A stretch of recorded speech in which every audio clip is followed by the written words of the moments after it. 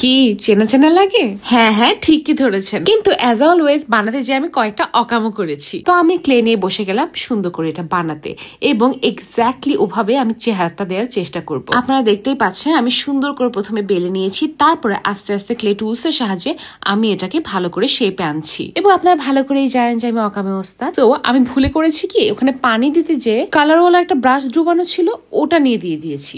তারপর আর কি করার, আবার সুন্দর করে কাপড় দিয়ে মুছে ফেলেছি। আপনারা যারা এই প্যালেটটা দেখেছেন তারা ভালো করে জানেন যে এটাতে সুন্দর একটা ম্যাগনেট লাগানো থাকে। আমার ম্যাগনেটটা এতটাই স্ট্রং যে এটাকে শেপে আনার জন্য আমি একসাথে করেছিলাম ম্যাগনেট লাগানোর পরে, কিন্তু তখন আলাদা করতে যেয়ে দেখি যে এই দুটো ম্যাগনেট আলাদাই হচ্ছে না, এবং তারপরে এইভাবে করে ভেচকে আমার এটা নষ্ট হয়ে গেল। সেই পরের বার আমি করলাম কি, আরো ভালো মোটা করে ক্লে গুলো লাগিয়ে আমি ম্যাগনেট গুলোকে ঢেকে দিয়েছি। তো এবার দেখার বিষয় হলো এটা শুকানোর পরে কেমন থাকে, ভেঙে যায় নাকি ভালো থাকবে, এবং এটা কি ইউজেবল হয় কিনা সেটা দেখার জন্য নেক্সট ভিডিওর জন্য ওয়েট করুন।